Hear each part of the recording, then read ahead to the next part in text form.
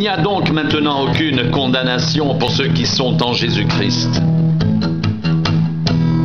En effet, la loi de l'Esprit de vie en Jésus-Christ m'a affranchi de la loi du péché et de la mort, car, chose impossible à la loi, parce que la chair la rendait sans force, Dieu a condamné le péché dans la chair, en envoyant à cause du péché son propre Fils, dans une chair semblable à celle du péché. Et cela, afin que la justice de la loi soit accomplie en nous, qui marchons non selon la chair, mais selon l'Esprit. Ceux en effet qui vivent selon la chair s'affectionnent aux choses de la chair, tandis que ceux qui vivent selon l'Esprit s'affectionnent aux choses de l'Esprit, et l'affection de la chair, c'est la mort, tandis que l'affection de l'Esprit, c'est la vie et la paix, car l'affection de la chair est inimitié contre Dieu, parce qu'elle ne se soumet pas à la loi de Dieu et qu'elle ne le peut même pas. Or, ceux qui vivent selon la chair ne sauraient plaire à Dieu.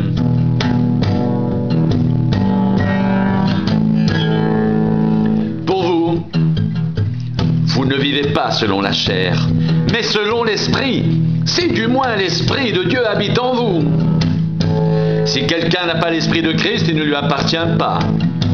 Et si Christ est en vous, le corps, il est vrai, est mort à cause du péché, mais l'Esprit est vie à cause de la justice.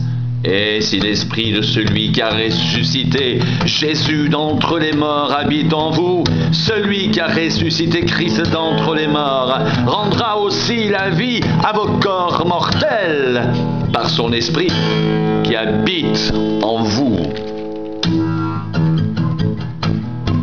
Ainsi donc, frères, nous ne sommes point redevables à la chair pour vivre selon la chair. Si vous vivez selon la chair, vous mourrez, mais si par l'Esprit vous faites mourir les actions du corps, vous vivrez. Car tous ceux qui sont conduits par l'Esprit sont fils de Dieu. Et vous n'avez point reçu un esprit de servitude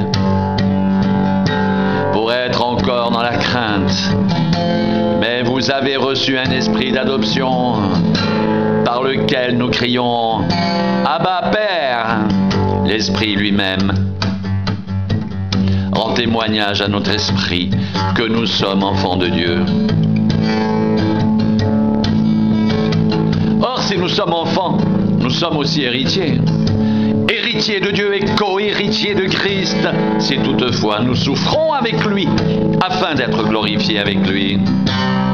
J'estime que les souffrances du temps présent ne sauraient être comparées à la gloire à venir, qui sera révélée pour nous.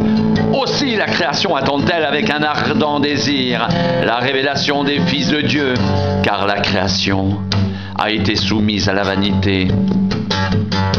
Non de son gré, mais à cause de celui qui l'y a soumise, avec l'espérance qu'elle aussi sera affranchie de la servitude, de la corruption, pour avoir part à la liberté de la gloire des enfants de Dieu. Or, nous savons que jusqu'à ce jour, la création tout entière soupire et souffre les douleurs de l'enfantement. Et ce n'est pas elle seulement, mais nous aussi, qui avons les prémices de l'Esprit, nous soupirons en nous-mêmes, en attendant l'adoption, la rédemption de notre corps. Car c'est en espérance que nous sommes sauvés. Or, l'espérance qu'on voit n'est plus espérance. Ce qu'on voit, peut-on l'espérer encore? Mais si nous espérons ce que nous ne voyons pas, nous l'attendons avec persévérance. De même aussi, l'Esprit nous aide dans notre faiblesse, car nous ne savons pas ce qu'il convient de demander dans nos prières. Mais l'Esprit lui-même intercède par des soupirs inexprimables, et celui qui sonde les cœurs connaît la pensée de l'Esprit, parce que c'est selon Dieu qu'il intercède en faveur des saints.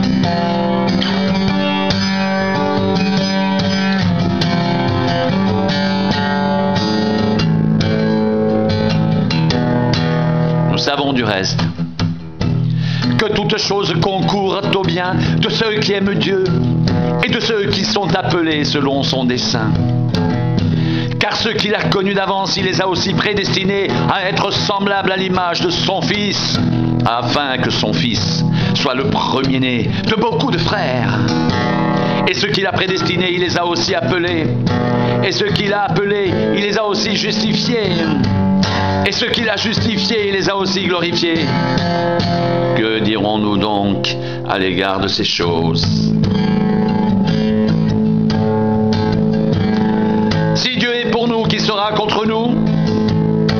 Lui qui n'a point épargné son propre Fils, mais qui l'a livré pour nous tous, comment ne nous donnera-t-il pas aussi toutes choses avec lui? Qui accusera les élus de Dieu? C'est Dieu qui justifie. Qui les condamnera? Christ est mort. Bien plus, il est ressuscité. Il est à la droite de Dieu et il intercède pour nous. Qui nous séparera de l'amour de Christ?